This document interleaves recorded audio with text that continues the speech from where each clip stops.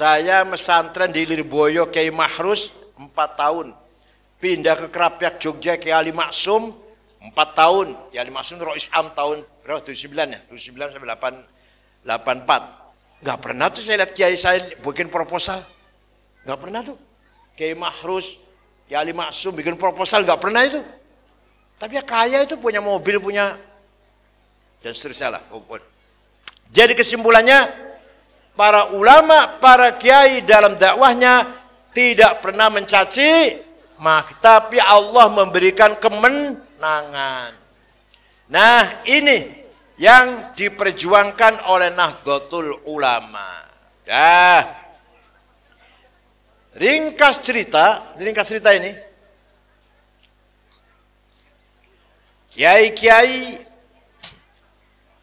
atau gini, Belanda dulu melarang sekolah untuk pribumi. Pribumi dilarang sekolah. Kalau yang Kristen boleh. Yang warga Belanda, Cina, Kristen boleh sekolah. Kalau yang Islam, pribumi, biarkan bodoh. Nah, itu Belanda. Tahun 1902, tahun berapa? 1902, boleh. Belanda membuka pintu, silakan pribumi sekolah. Silakan orang Islam sekolah. Nah, Muhammadiyah sekolah. Muhammadiyah masuk sekolah Belanda. NU nggak mau, kiai-kiai nggak mau, malah haram. Sekolah itu haram. Nulis dari kiri itu haram. Nulis dari kanan dong. Nulis Arab maksudnya, kalau nulis dari kiri. Pakai celana pendek itu jangan perempuan. Laki-laki pun haram. Pakai celana pendek itu. Paha itu aurat. Jangan perempuan. Kalau sekarang apa? Kalau sekarang boleh ya? Jangan ke laki-laki, perempuan juga boleh sekarang. Dulu nggak boleh. Ya sampai sekarang juga nggak boleh sebenarnya. Haram kata kiai. Pakai celana pendek. Nulis dari kiri haram. Pakai celana haram. Nah akhirnya gimana akhirnya? Muhammadiyah maju tapi tidak mendalami agama. Tidak ada yang hafal Quran, tidak ada ahli tafsir, ahli hadis, ahli fikih, usul fikih, hadis, masalah hadis, tarikhul Islam nggak ada. NU yang di kampung-kampung yang haram sekolah, alim-alim dalam bidang agama. Hafid Quran sekarang di NU mau cari berapa truk, mau cari berapa gerbong orang hafal Quran di NU semua itu. Paham tidak? Nah akhirnya apa? Akhirnya terkesan Muhammadiyah itu orang kota, NU orang kampung. Sebentar dulu, sebentar. Jangan buru. Muhammadiyah berjasa besar. Berjasa besar Muhammadiyah. Apa jasanya?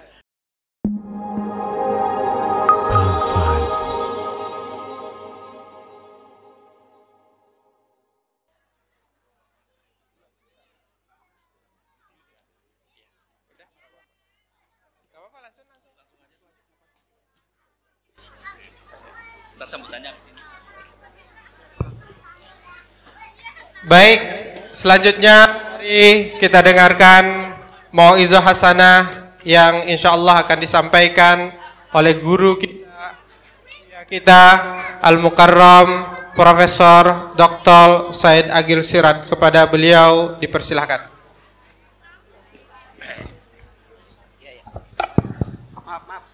Assalamualaikum warahmatullahi wabarakatuh. Bismillahirrahmanirrahim. Alhamdulillahi rabbil alamin.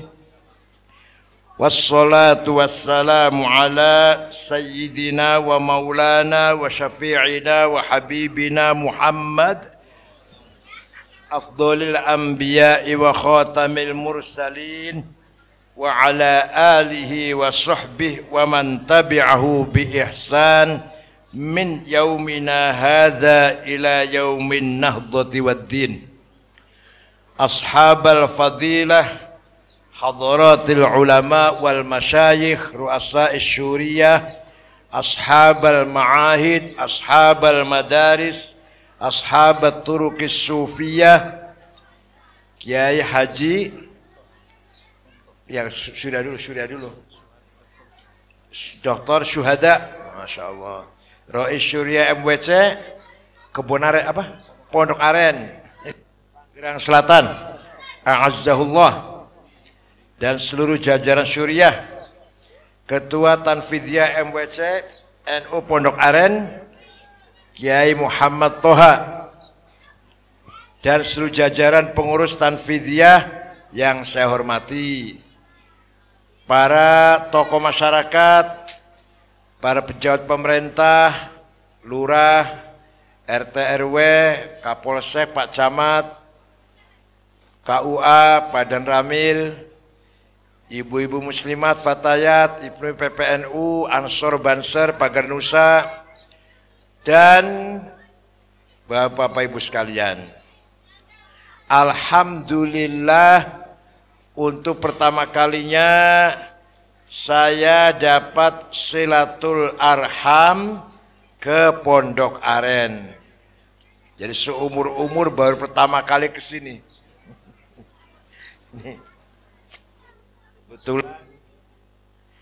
Kebetulan hari ini ada 2 acara, satu lagi di apa? Jagakarsa. Jadi barangkali tidak bisa lama-lama silaturahim, selesai langsung saya cabut.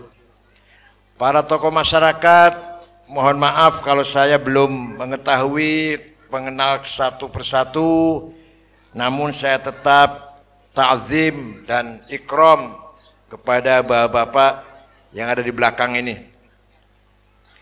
Nahdlatul Ulama itu 100 tahun sudah dihitung tahun Hijri, jasanya besar, gak usah banyak-banyak hitung jasanya, 2 saja ya. 1, menyebarkan agama Islam yang moderat, yang toleran, jauh dari radikalisme, jauh dari ekstremisme, apalagi terorisme, apalagi. NU sejak sebelum lahir malah kiai-kiai NU melalui pesantren mengajarkan, menyebarkan Islam yang ramah, yang toleran, yang harmonis dengan budaya, tidak bentrok, tidak kontradiktif dengan tradisi budaya setempat, kecuali kalau budaya itu bertentangan syariat Islam. Seperti minum-minum arak, itu kita tolak. Hubungan seks bebas, kita tolak. Selama budaya tidak bertentangan syariat Islam, oleh ulama-ulama NU diterima dengan terbuka. Contoh,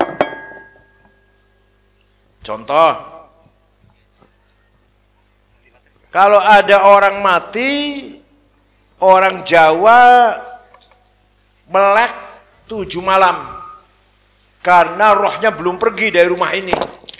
Ditungguin sampai pagi. Nunggunya pakai apa? Dengan gaplek. Ngerti gaplek? Gaplek ngerti ya?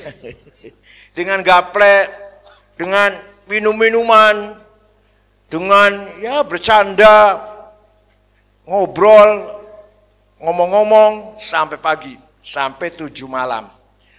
Oleh para ulama, para wali songo, 7 malamnya tidak dilarang, meleknya tidak dilarang, tapi diganti gaplenya, diganti minum-minumannya dengan tahlil dan berdoa bersama. Ada orang sesajen, kiai tahu, ngerti sesajen kan? Ngerti sesajen enggak?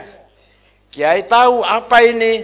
Ada nasi sekepel, ada cabai merah 1, bawang merah 1 ditaruh pojok rumah. Kiai tanya, apa ini? Sesajen kiai. Apa sesajen itu? Untuk mengusir roh jahat, agar tuyul, kuntilanak lari dari rumah saya. Kata kiainya, Kamu kan kaya atau mampu. Potong kambing 1, masak beras 20 kilo.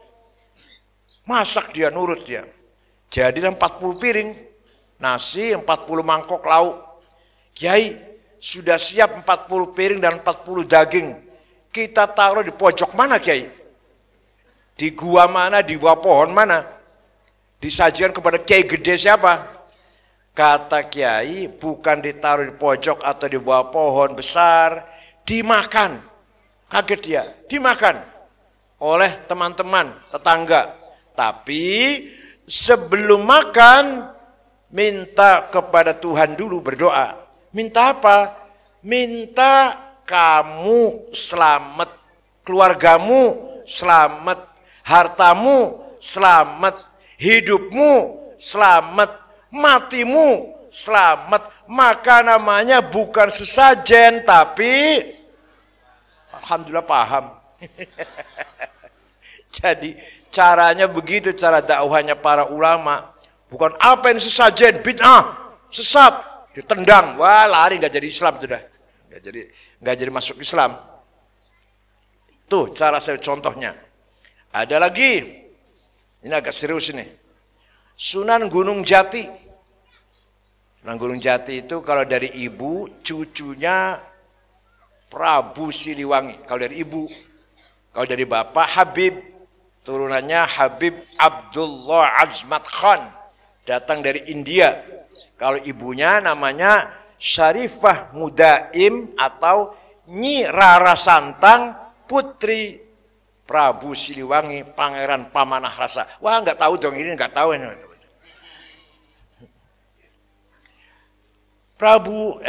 Sunan Gunung Jati nanti punya paman atau punya uak namanya Prabu Kian Santang yang Islamkan daerah Sunda.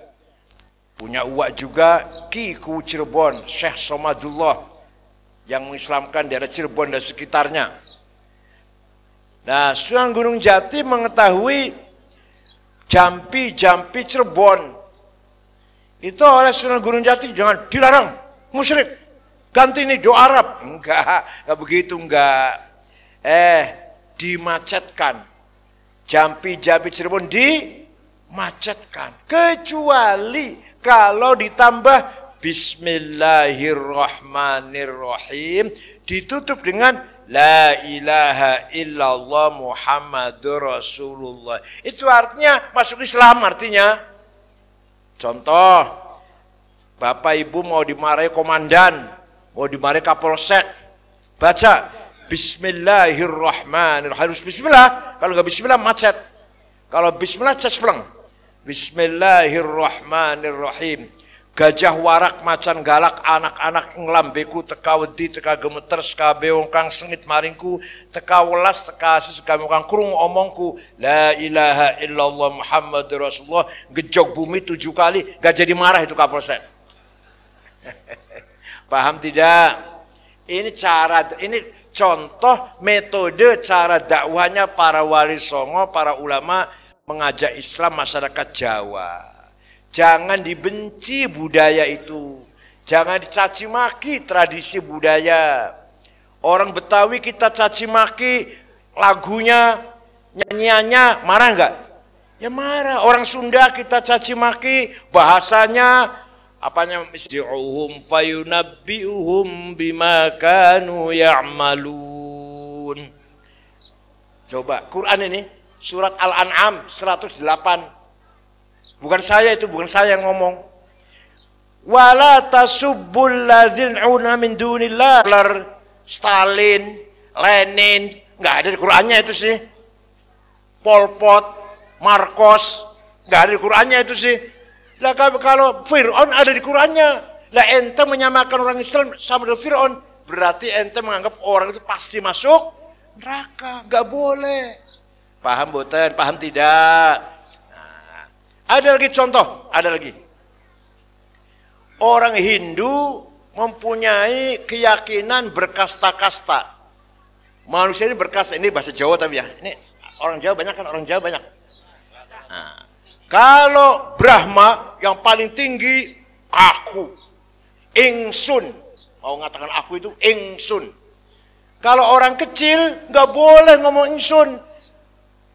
Kaulo alit, budak kecil, jongos kecil, nggak boleh ngomong ingsun. Salaman dengan orang Brahma nggak boleh tangan, dengkul yang dicium sampai sekarang. Sampai sekarang Sultan Jogja itu kalau menerima rakyat menghadap, membuka pintu menerima rakyat masuk ke istana, salaman dengkul yang dicium. Kalau rakyat kecil, lutut yang dicium ini apa namanya? Apa namanya? Dengkul ya. Nah, kiai datang ngajari gini. Nggak melarang sih, nggak melarang, tapi ngajari gini. Usolli fardhu zuhri, niat sholat sopo ingsun. Ya Allah, kaget orang Jawa. Nawaitul wudu'a, niat ingsun ambil air wudu. Orang Jawa kaget. Seumur-umur kalau nggak masuk Islam, kita nggak bisa ngomong ingsun sampai kiamat kurang 2 hari. Nggak bisa ngomong ingsun. Lah ini masuk Islam bisa ngomong ingsun. Akhirnya orang Jawa berbondong-bondong masuk Islam. Ceritanya Raja Brawijaya V, Raja Majapahit, punya istri 571 istrinya. Gak apa-apa raja gak apa-apa. Kalau lurah gak boleh. Lurahnya mana? Lurahnya mana lurahnya? Iya, kalau Pak Camat gak boleh.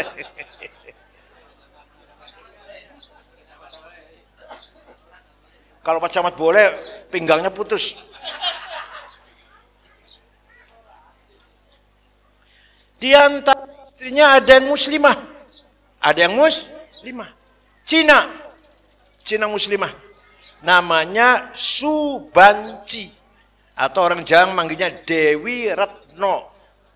Punya anak laki-laki. Namanya Jinbun. Nama Islamnya. Pun. Ya, nama Cinanya. Anak ini nakal. Maka diusir dari istana Majapahit. Istananya kan di Mojokerto tuh, Mojokerto. Dia keluar dari istana ke timur hanya 20 kilo atau 25 kilo masuk Surabaya Ampel Denta. Jumpa dengan salah satu wali songo namanya Sunan Ampel, Syekh Rahmatullah. Yang datang dari Samarkand. Masuk Islam. Si Jinbun ini diganti namanya Abdul Fattah. Belajar Islam 5 tahun, hafal Quran. 5 tahun hafal Quran. Permisi pada gurunya, Syekh Sunan, saya anak raja harus jadi raja. Saya anak penguasa harus jadi penguasa. Ya silakan. Didoakan. Ringkas cerita, berdirilah kerajaan Islam di Jawa pertama kali, yaitu Demak Bintoro. Rajanya adalah Abdul Fattah, Raden Fattah alias Jinbun, putra Brawijaya V. Bapaknya kaget, tiba-tiba anaknya jadi raja Islam, kebakaran jenggot kaget. WA ke anak yang satu lagi, raja di Palembang, Raja Sriwijaya, namanya Aryadilah. Nah, saudara kamu jadi raja Islam gimana? WA-nya di reply, dibalas.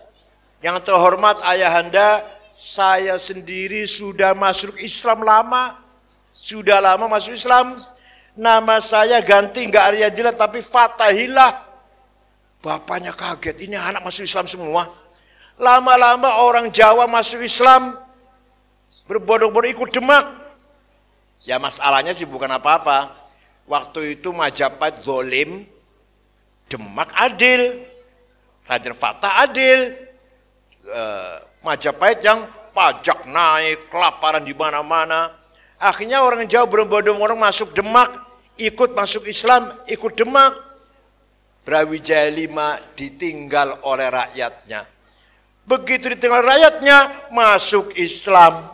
Begitu masuk Islam, bubarlah Majapahit yang pernah berkuasa sampai ke Sri Lanka, sampai ke Filipina. Ketika siapa? Raja Haimuruk Patih Gajah Mada. Bubar Majapahit. Apa diperangin? Tidak. Apa dibom? Enggak. Kata orang Jawa, ilang sirno kertaneng bumi. Ilang karpe dewek. Ditelan bumi. Terus ilmunya mana? Ilmunya orang Majapahit yang sakti itu. Surodiro Joyoningrat lebur dening pangastuti. Kehebatan orang Jawa kalah oleh doanya santri. Santri dulu tapi. Kalau santri sekarang doanya jerobos. Karena keseringan bikin proposal. Itu saya doanya jerobos itu. Pak Jawa orang Jawa bukan? Bukan. Oh Betawi. Ini bahasa Jawa. Surodiro Joyoningrat lebur dening pangastuti. Keningratan, kejayaan orang Jawa, Surodiro Joyoningrat, lebur kalah hancur oleh jampi-jampinya santri. Tapi santri dulu, santri sekarang jerobos. Karena sering bikin proposal. Bener nggak? Bener nggak? Nah, barangkali di sini ada santri yang doanya masih cespleng, padahal sering bikin proposal. Ayo saya berguru balik. Saya mesantren di Lirboyo Kiai Mahrus 4 tahun. Pindah ke Krapyak Jogja Kiai Ali Maksum 4 tahun. Kiai Ali Maksum Rois Am tahun 79 ya, 79 sampai 84. Enggak pernah tuh saya lihat kiai saya bikin proposal. Enggak pernah tuh. Kiai Mahrus, Kiai Ali Maksum bikin proposal enggak pernah itu. Tapi ya kaya itu punya mobil, punya dan seterusnya lah. Jadi kesimpulannya, para ulama, para kiai dalam dakwahnya tidak pernah mencaci maki, tapi Allah memberikan kemenangan. Nah, ini yang diperjuangkan oleh Nahdlatul Ulama. Dah. Ringkas cerita ini. Kiai-kiai atau gini. Belanda dulu melarang sekolah untuk pribumi. Pribumi dilarang sekolah. Kalau yang Kristen boleh. Yang warga Belanda, Cina, Kristen boleh sekolah.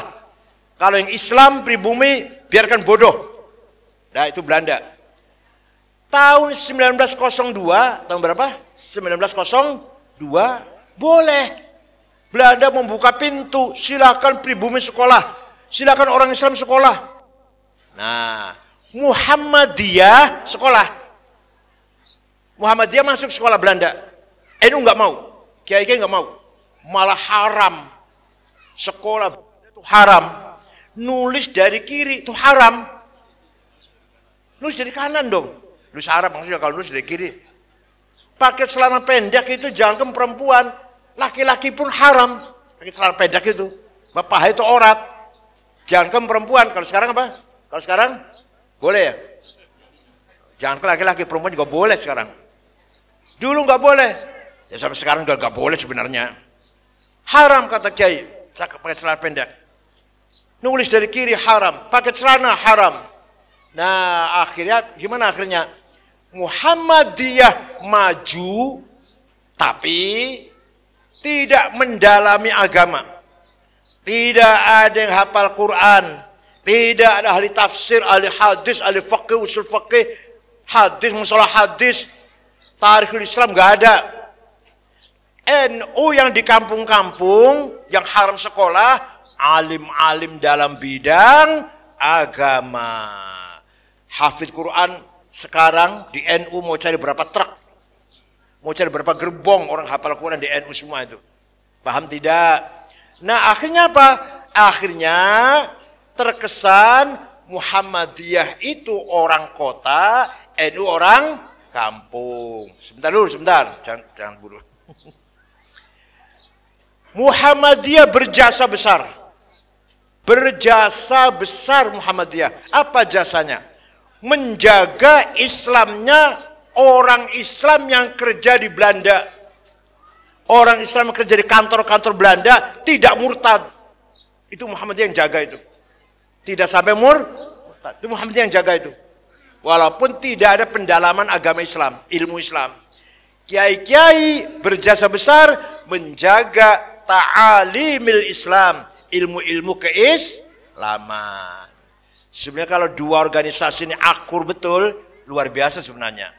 Nah sekarang sudah tidak lagi begitu. NU di kota ya banyak. Contohnya Gus Dur jadi presiden. Bukan orang kota namanya itu.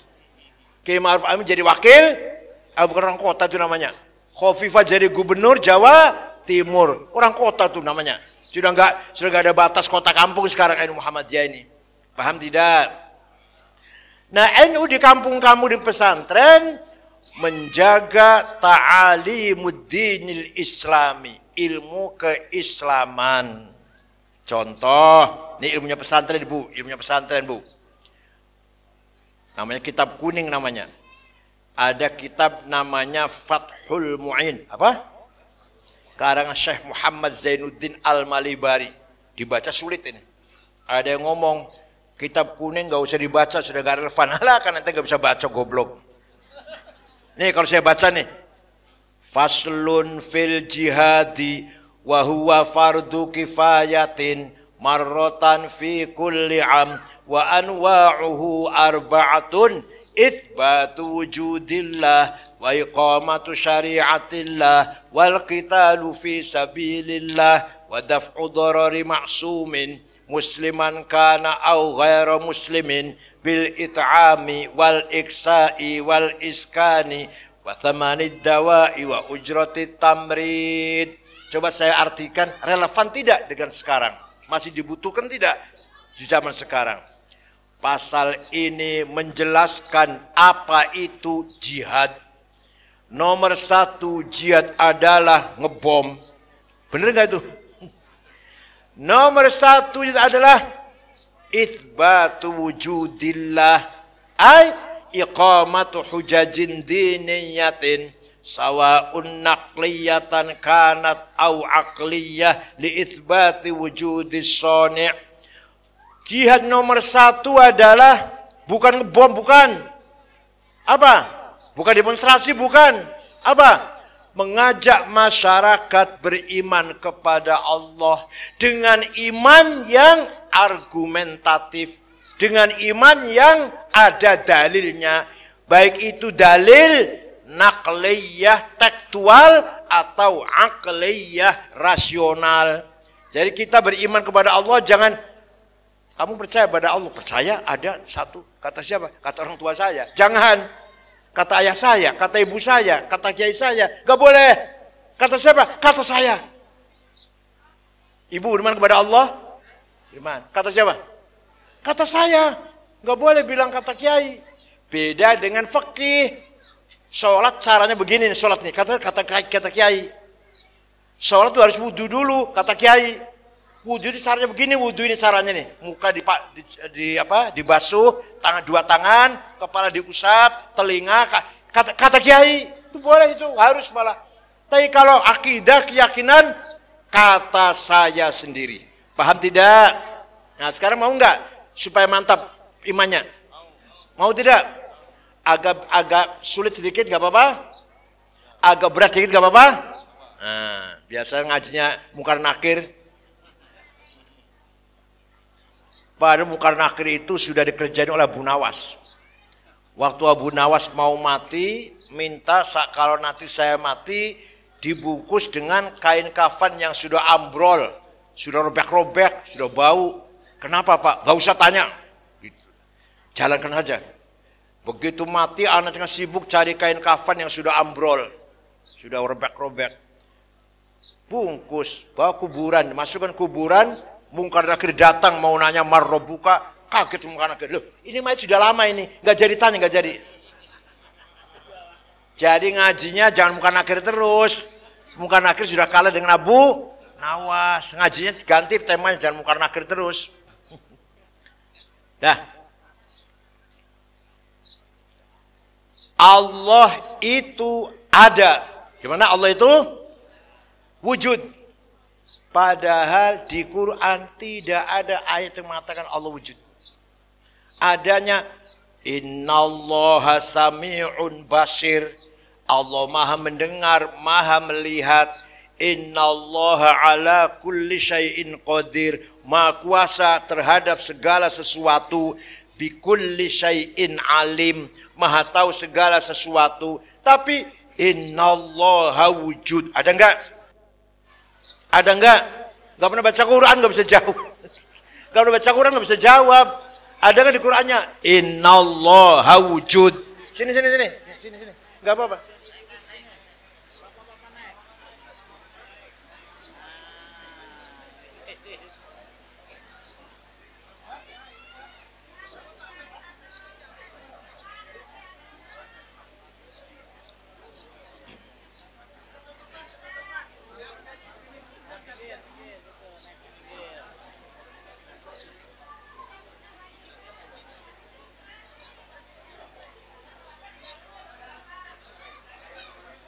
Kalau di Quran tidak ada, maka harus pakai dalil akli. Kalau di Quran tidak ada, maka harus pakai argumentasi rasional. Nah, ini rasionalnya begini. Allah itu ada. Mana dalilnya? Cari di Quran nggak ada. Tapi cara akal ada. Nah, gini. Kita ini sebenarnya tidak ada, tapi kita ini diadakan oleh yang ada. Yang ada sebelum lapal ada itu ada, sudah ada. Paham tidak? Paham tidak? Kita ini sebenarnya tidak ada, tapi kita ini diadakan oleh yang ada. Yang ada sebelum lapal ada itu ada, sudah ada. Bahkan kita menggunakan lapal ada. Ahmad ada di masjid, Ahmad ada di rumah, karena ada yang ada. Atau kita menggunakan lapal tidak ada, Ahmad tidak ada di masjid, karena ada yang ada. Maka yang ada hanyalah yang ada. Kita ini sebenarnya tidak ada. Ayo contoh atau bukti nih. Ada kata ganti pronoun, bahasa Arabnya domir. Ada 3. Ana, anta, huwa. Ana aku silakan dipakai. Aku Said, aku Toto, aku Edi, aku Fatimah, aku Zainab, aku Maryam.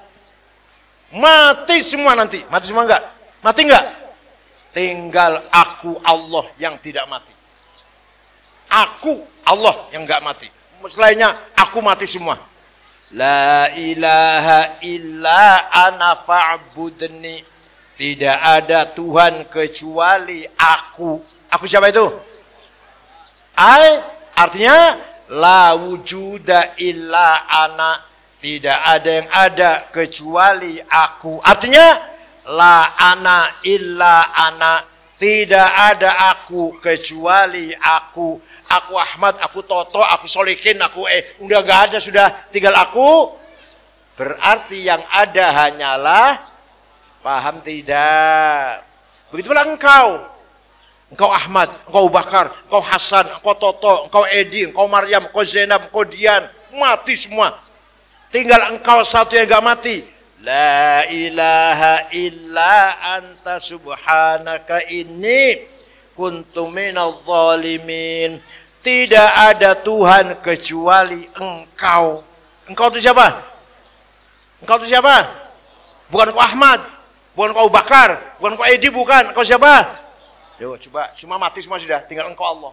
Begitu pula huwa, dia Ahmad, dia Abu Bakar, dia Edi, dia Toto, mati semua. Tinggal Allah yang satu yang enggak mati. La ilaha illa huwal hayyul qayyum. Tidak ada Tuhan kecuali Dia. Dia siapa? Dia Ahmad, dia Toto, dia Sukardi, dia Solikin. Jadi kesimpulannya sebenarnya kita ini tidak ada, tapi kita ini diadakan oleh yang ada. Jadi kita menggunakan aku Said, engkau Said, dia Said, itu pinjam. Aku Ahmad, aku Toto, aku Maryam, aku Zainab, minjem itu. Maunya berapa tahun pinjemnya? Jawab kok nggak jawab. Maunya berapa tahun pinjemnya?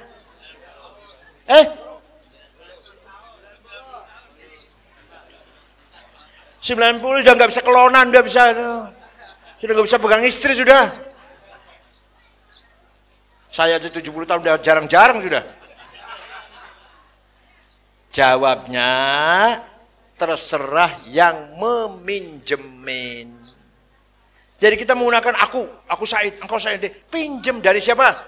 Dari Allah, dari akunya Allah, engkaunya Allah, dianya Allah. Minjemnya berapa tahun? Terserah yang Saya pinjam sepeda motor sudah 3 hari atau seminggu, sini saya ambil, saya ada kebutuhan nih, sudah.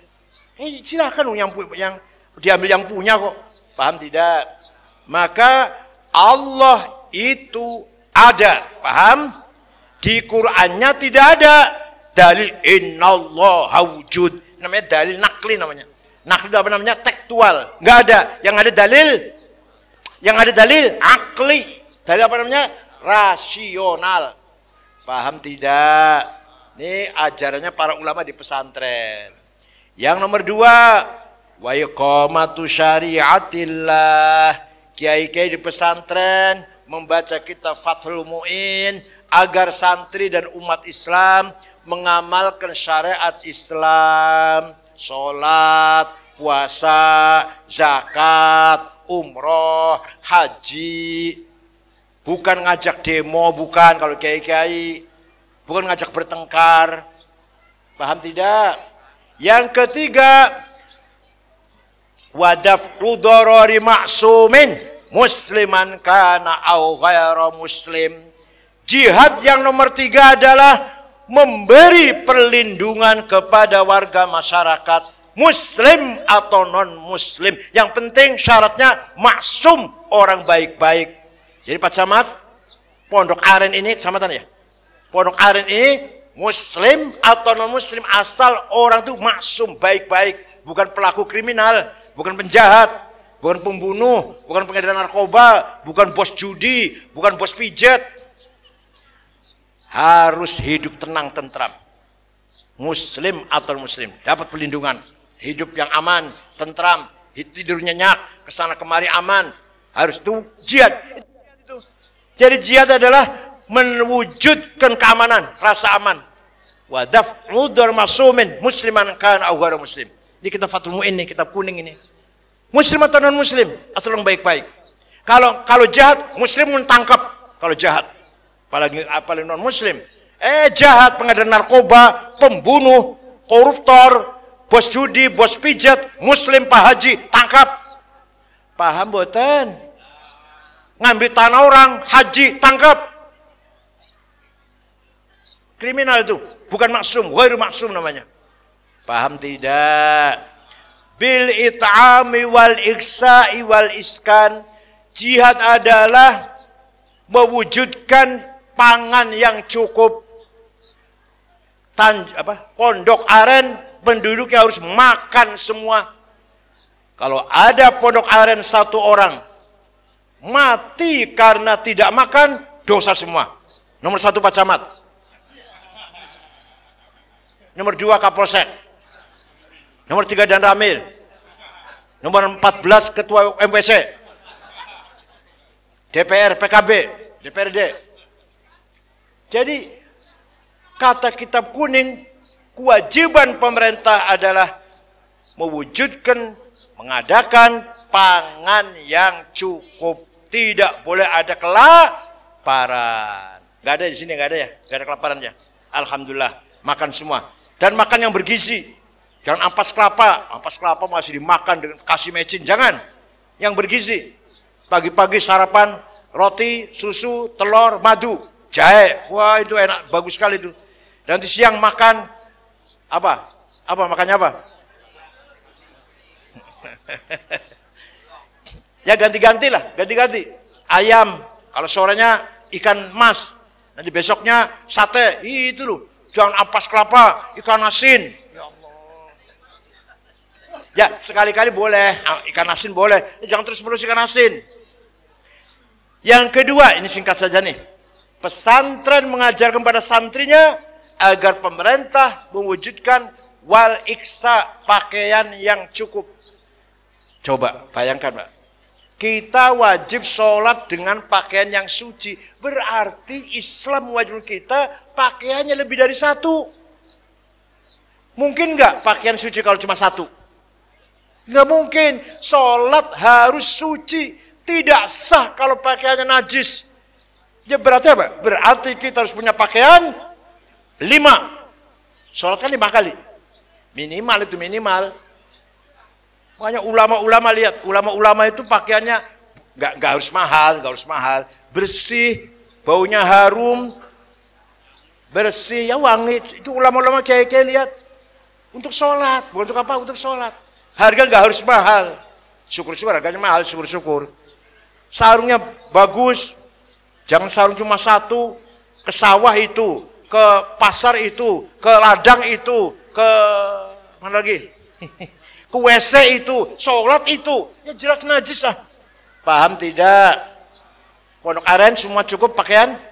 Alhamdulillah. Kalau ada orang masih punya pakaian hanya satu, ayo rame-rame gotong bareng-bareng, kasih sarung. Islam wajibkan kita harus suci, itu artinya harus punya pakaian banyak. Gak mungkin satu, gak mungkin. 2 aja gak mungkin. 2 aja gak mungkin. Minimal 5. Bayangkan kalau cuma 2 juga masih kotor itu. Nah, yang terakhir, rumah tinggal. Orang Pondok Aren harus punya rumah tinggal. Walaupun sederhana, sangat kecil. Harus punya rumah. Ini jihad namanya. Jihad namanya. Kalau ada orang Pondok Aren masih belum punya rumah, masih dosa semua kita ini. Ayo rame-rame bareng-bareng gotong. Ya apa namanya? Diangkat bareng-bareng, ditolong bareng-bareng. Kalau masih ada orang nggak punya rumah, itu jihad namanya. Wasamanid dawai, dan harga obat-obatan. Ada orang sakit nggak mampu beli obat, ayo bareng-bareng iuran. Wajib tamrid, biaya operasi, biaya rumah sakit, biaya kesehatan. Ini menurut Fathulmu, bagus nggak kitab ini? Masih relevan tidak? Kalau diamalkan zaman sekarang ini kitab kuno, kitab lama ini. Kalau diamalkan sekarang masih relevan tidak? Ada yang ngomong kitab kuning nggak relevan karena ente goblok nggak bisa baca. Tuh, dah satu. Yang kedua, Nahdlatul Ulama, ijazah nomor 1 itu. Yang kedua, Nahdlatul Ulama tahun 36, tahun berapa? Muktamar di Banjarmasin. Muktamar Banjarmasin, Kalimantan Selatan, memutuskan bahwa Indonesia bukan Darul Islam, tapi Darussalam. Apa? Negara yang damai. Negara yang damai. Bukan negara agama. Bukan negara Islam, bukan negara Kristen, bukan negara Hindu, bukan negara Buddha. Negara yang damai. Bukan negara Jawa, bukan negara Sunda, bukan negara Madura, bukan negara Batak, Dayak, Bugis, Ambon, negara yang damai. Apa? Wali kota. Jakarta Barat ya? Jakarta Barat. Tangsel. Ahlan wasalan. Mari Pak. Pernah ketemu di peresmian stasiun kereta api. Baru.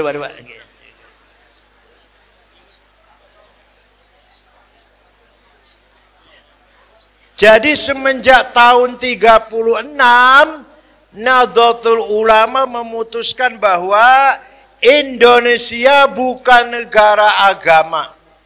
Bukan negara Islam, bukan negara Kristen, bukan negara Hindu, Buddha, bukan negara Katolik, bukan negara Konghucu. Negara apa namanya? Darussalam, negara yang damai. Silakan masing-masing pemeluk agama mengamalkan agamanya dengan bebas. Ya Allah. Singkat saja Pak, singkat saja. Negara Afghanistan 100% Muslim. Satu orang nggak ada non Muslim. Satu orang nggak ada non Muslim. Afghanistan. Tapi 40 tahun perang saudara. 7 suku, sukunya hanya 7. Di kita kan 700 sukunya, lebih malah. Hanya 7 suku. Perang saudara sesama Islam. Pasar dibom, rumah sakit dibom, sekolah dibom, masjid dibom. Lagi maulid Nabi dibom, lagi sholat Jumat, sholat asar kemarin baru setengah bulan lah, sholat asar dibom. Yang mati 80-an lebih. Presidennya Profesor Burhanuddin Rabbani hafal Quran, presidennya itu. Keluaran Al-Azhar Mesir, lulusan Al-Azhar Mesir, dibunuh. Ayo, kita ingin jalan ke sana. Kita ingin jalan-jalan ke sana. Ayo presiden ke sana yuk. Ayo ngajak anak cucu yuk.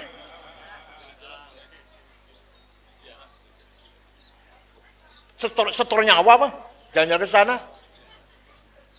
Ya Allah, muslim semua. Biduan perempuan nyanyi haram dibunuh. Jadi nyanyi haram membunuh nggak haram. Nyanyi haram membunuh nggak haram. Itu Taliban. Nyanyi haram membunuh halal. Gimana sih orang ini? Ya sekarang sebaliknya. Negara Jepang agamanya nggak jelas. Bukan Yahudi, Islam, Kristen, Hindu, Buddha, Konghucu bukan. Agamanya Shinto namanya. Apa? Agama lokal. Tapi di sana aman, tentram, nggak ada penodong, nggak ada copet, nggak ada perampokan. Saya ke sana udah 4 kali. 4 kali sudah. Jalannya ke Tokyo jam 12 malam, aman, tenang, tentram. Supir di Tokyo tertib sendiri-sendiri, nggak ada polisi. Supir tertib sendiri-sendiri. Polisi di sini sibuk banget ya, ada tawuran, ada geng motor, ada narkoba, aduh macam ada perkosaan. Ini ada lagi apa? Banser digebugin oleh anaknya pejabat pajak. Aduh, polisi kerjanya banyak banget di sini. Nah, di Jepang aman, agamanya bukan Islam. Ingin ke sana? Ingin ke sana? Ingin ke Jepang? Ingin jalan-jalan ke Jepang. Lihat bunga sakura, orangnya ramah-ramah, bukan muslim. Jadi yang penting orang itu apanya dalam hal ini? Akhlakul karimah. Kiai-kiai mementingkan akhlak sebelum syariat. Kiai juga tahu pencuri potong tangan, yang zina gebugin sampai 100 kali, membunuh dibunuh lagi, yang minum arak gebugin 40 kali. Kiai tahu, masa nggak tahu? Saya juga tahu kok.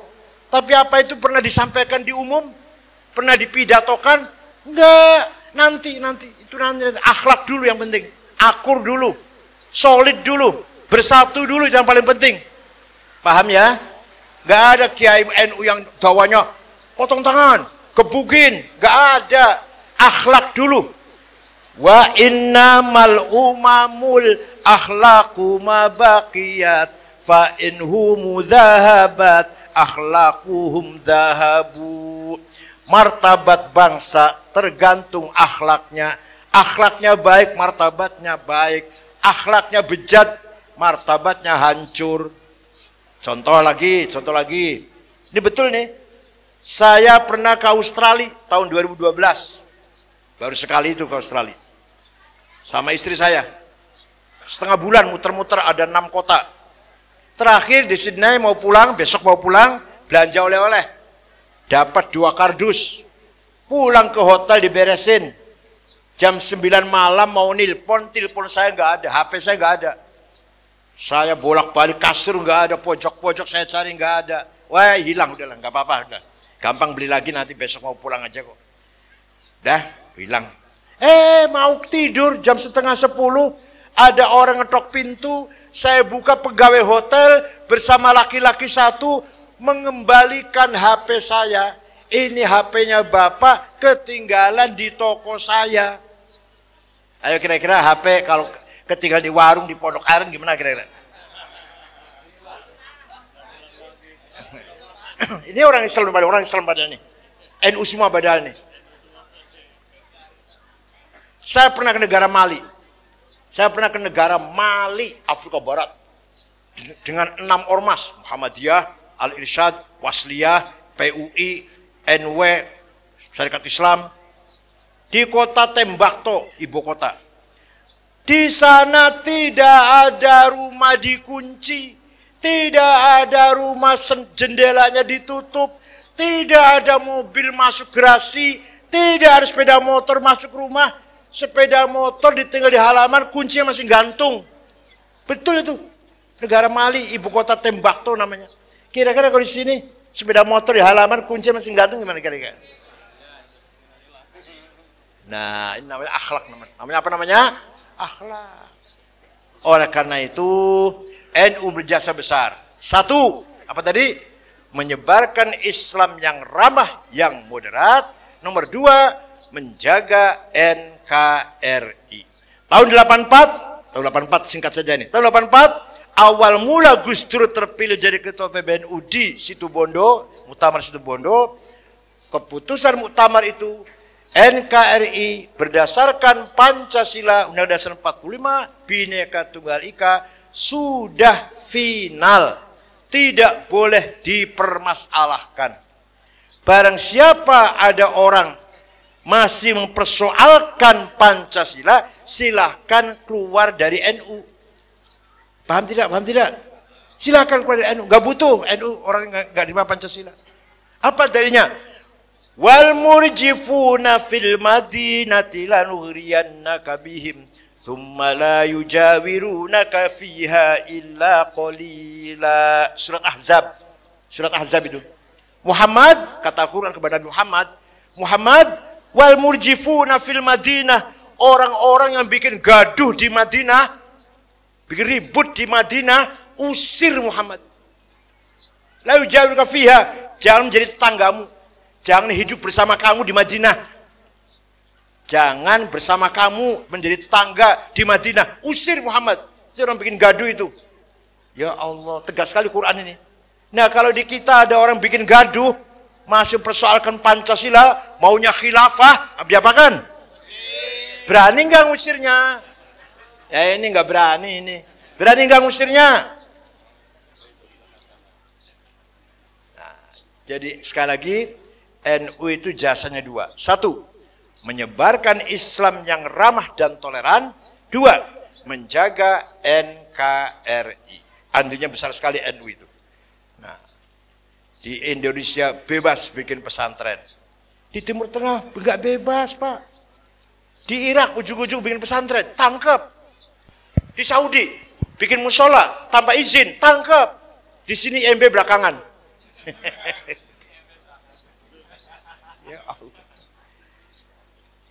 Harus resmi kalau di Timur Tengah. Bikin musola, masjid, madrasah, harus izin resmi dulu. Izinnya dulu, baru. Malah kalau di Iran bikin masjid, diperiksa dulu. Sumber dananya dari mana? Nggak ada di tengah jalan pakai drum, nggak ada. Itu Iran itu. Di kita Allah, yang penting bikin dulu nanti gampang masalah. Nah ini karena apa? Bebasnya luar biasa kita ini. Berarti kita ini walaupun bukan negara Islam, tapi kita bebas mengamalkan agama Islam. Haji dilayani oleh pemerintah. Difasilitasi haji, walaupun bayarnya mahal. Tapi kita dilayani oleh pemerintah. Di Turki enggak. Mau haji pergi sendiri sana. Seperti kita mau pergi kemana, ke Eropa apa kemana, kan pergi sendiri kan. Kalau Turki, orang haji enggak. Kita haji umroh dilayani oleh pemerintah. Kalau mau pergi ke Singapura ya pergi sendiri.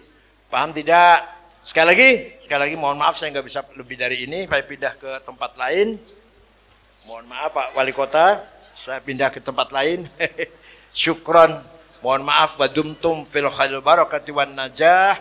Wallahul muwaffiq ila aqwamit thoriq. Wassalamualaikum warahmatullahi wabarakatuh.